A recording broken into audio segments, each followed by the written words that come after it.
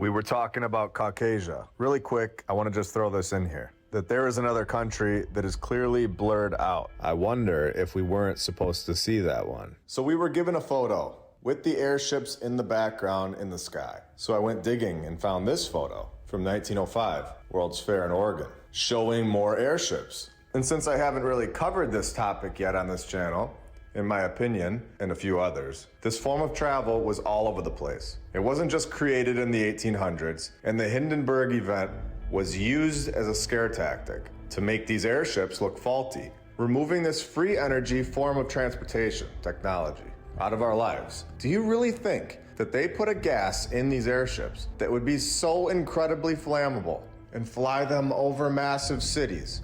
Or does it make more sense that this Hindenburg event was a planned event to get rid of this free form of travel and wipe it from the history books? Here we have a photo of one of these airships sitting in between the two spires of the old world building. You can see that they use these spires to electrically charge these airships, and this was common knowledge. And in the very next photo, it's leaving the port. We are not given the truth about our history. This isn't something that we are ever told about in our mainstream schooling system all over the world. Do you find that odd? Let's keep digging. We see that the US Army had this technology in the 1800s, as well as the Navy. Now, this is a photo from July of 1931, and we clearly have an airship charging at the top of this building. So we have a lot going on here, and this was within the last 100 years. An airship charging at the top of this tower. Did you think they only charged at the top of buildings? Of course not. They had charging docks in the middle of the water. Here we have a photo of the US Navy airship in 1924, charging from this boat.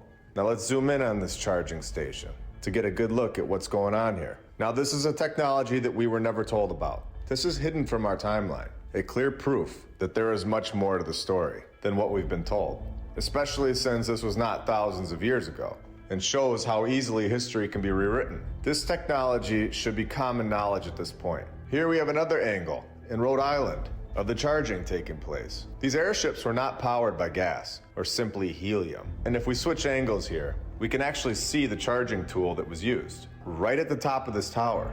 They're clearly about to connect to the airship. So this, in my opinion, is clearly explaining what's going on at the top of these old world buildings. They were charging stations for the airships. They have the same features, and I guarantee you that they still turn on, since this was not that long ago. And I'm gonna take this time right now to answer a lot of people's question. Will we ever find the truth? As we keep uncovering more and more documented evidence, we're gonna find that the previous civilization was not that far in the past, and our current structures hold so much more technology than we ever truly understood. So in my opinion, yes, we are gonna find the truth about all of this. We are uncovering the truth faster and faster, and this community gets bigger and bigger, with more and more people sharing their thoughts and knowledge. The mainstream history is becoming comedy hour at this point. So we can clearly see that these buildings all around the world may have had a second purpose, but they were without a doubt here to generate free energy, specifically for airships. And once you realize this, then we can go deeper and ask the question, was the previous civilization capable of using these buildings to power their flight that were so much more powerful, so much faster, and so much more incredible than an airship? I believe that they fully understood this technology. They were the ones that constructed it. They had this technology and were able to travel through the air so much faster than we can today while using the Earth's natural energy. These buildings are technology. They are able to extract the energy and are able to turn it into a fuel. If you're looking for a why, a motive to suppress this technology, well, it would 100% benefit a civilization, us. It's free. There is zero benefit to free transportation, free energy. Do we need to go further for the why? So when you go around your town now and see the top of these buildings, we can all understand how popular this form of transportation really was. It was everywhere. Now we have talked about Tartaria. We have shown in this episode in the beginning how there are possibly more countries and more land, such as Caucasia. So we have Tartaria, but we also have Barbaria, where you would get the term Barbarians. And of course, again, have any of us heard of a place called Barbaria in history class? Maybe you have now, but in mainstream history, This is not something that is taught to us. We're not being told the truth about any of this. And we have many maps of a land called Barbaria. And I believe that these maps are from the previous civilization. They are not presented to us in the mainstream history. So it's our job to go find them in places that are not easily accessible. And in order to find something, you have to know what you're looking for. Thankfully, we do. And then we have this map from the early 1800s showing a land that was to the east of Portugal that was named Barbaria, that is no longer there. It was south of France, west of Italy. So where did this land go? Also, this map shows that Barbaria had islands. And are these points on the map ley lines? What an incredible map to look at. Obviously, an event took place very recently, definitely proving that we've had land here that is no longer here. These maps are so detailed, yet these places are no longer here. And we have this group on the map who are most likely a depiction of the Barbarians. Oh, and should I tie it back in with the airships? Can we just zoom in? Right above this disproportionate guy with the red and green on? What is above his head in the sky? That wouldn't be an airship, would it? You tell me. And if anyone can read that in whatever language it's written in, I'd love to know what it says in the comments below. Now, I emailed this company that I'm gonna keep hidden, but with a little digging, we can all figure out who this is. But I emailed them, and they purchased the architecture firm Bradley and Bradley. Since they're an existing architecture firm, and it's not from thousands of years ago, they should have the construction photos of the National Guard Armory. But again, we are given another response that fits into what we're talking about here, that these are not the actual builders of these structures. If they built it, they would have at least one picture of construction somewhere in the world. But time and time again, as we have documented here so many times, they never have this on record. So they replied to me saying, "We acquired Bradley and Bradley, architects and engineers, in 2016, and I have not come across any construction photos from the National Guard Armory in their files." So they go on to say to contact the Rockford Public Library to see if they have it. And then 2 sentences later, saying that I believe this information is currently being held at the Hart Interim Library during construction of the new downtown library. So I'm going to be contacting them, and I'll keep you all updated on the situation as we continue on with it. If you're interested in hearing what we find, make sure to hit that subscribe button. Very interesting stuff. Yet another place that has zero confirmed documentation on these construction projects all over the world. It's very strange, and this is why we are looking into it, exposing something that was hidden for far too long. And for a bonus today, I have a lot of things that I want to share that I've found in my research, and I don't want to just brush over them, but I do want to share them with you all. I found this photo from Portland, Maine, of the old City Hall. In their newspaper from 1888, they wrote that it was built in 1825 and was used in 1832. So this was going on like 200 years ago.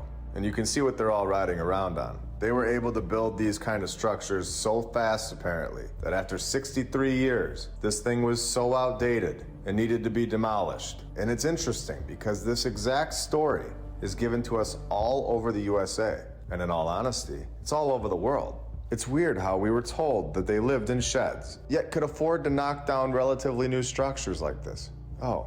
And we are told that they built this thing with a population of like 8,000 people. Like I said before, anyone on a horse, a donkey, and anyone who had a wagon, a shovel, or a chisel was born with incredible architecture skills in the 1800s. It's incredible stuff. And I know some of you have mentioned this topic in the comments below. Well, here is a conveniently half-destroyed photo from the 1904 World's Fair. And if we just zoom in a little, you can see what this exhibit was. And here's the description we are given. Served as a fair attraction in a working hospital. This is normal for a fair attraction? These fairs have a much darker purpose than what we have been told. Just read that last sentence. They were brought from hospitals to the concessions. Well, they were brought from somewhere, and this is such a weird thing. Using common sense, how many mothers would allow their kid that is born early to leave the hospital to be, in their own words, an attraction at a fair? Let's use our brains a little now. These are not coming from the hospital, in my opinion. If you want me to get more into this, I will. But I think we get the point, that this was an operation to populate these cities again. And when did Ellis Island start taking immigrants? New Year's Day, 1892. Perfect time to start an operation. You don't find it odd that right around the exact same time period as these World's Fairs, you have these operations to refill the USA back up with a brand new batch of people. Now let's go back to the airships. Here's a photo from 1935, after they removed the airships from our timeline, and they were using the hangar for the airplanes now. And look at the size of this hangar, just to prove how massive these airships were in comparison. The amount of people that could have been on this airship were in the thousands. Here's a sketch of the interior of an airship, and you can see they were incredible. They had bedrooms, dining areas, all of the things that you would do if you were going to treat a society with respect, instead of our form of travel now, where we are all just jammed in next to each other and forced to suffer for hours. So I know this isn't a real photo, but honestly, who knows at this point what the previous civilization was capable of? What kind of things were in these airships that we aren't being told about? Water parks? Events? We know these airships were real. They were everywhere, and they were massive, and not a part of the narrative. They put the brakes on them really quick to trick our civilization into thinking that we're advancing into the airplane, when in reality, we had it made with the airship. Now, there are so many pictures of these vehicles all over the place, and they were definitely interesting to look at and wonder. So I want to make sure that I'm able to share these pictures here with everyone, so that you don't have to go on a scavenger hunt all over the place for them. And I want to make this point clear, if I haven't already. These airships predate the airplane, and they'll even admit it in the mainstream narrative, that the airship was supposedly invented in 1852, which is a lie. It was long before this, and we know that here. And the airplane, as we've covered, was handed over to us in 1903. So 51 years later, rapid speeds, new technology just flying at us, literally. The problem with the 1852 date is that we have depictions of airships that predate the 1800s by civilizations. Knowing this information frees your mind. You are able to think for yourself. You are no longer trapped in the ridiculous mainstream society game that just goes around and drives people insane.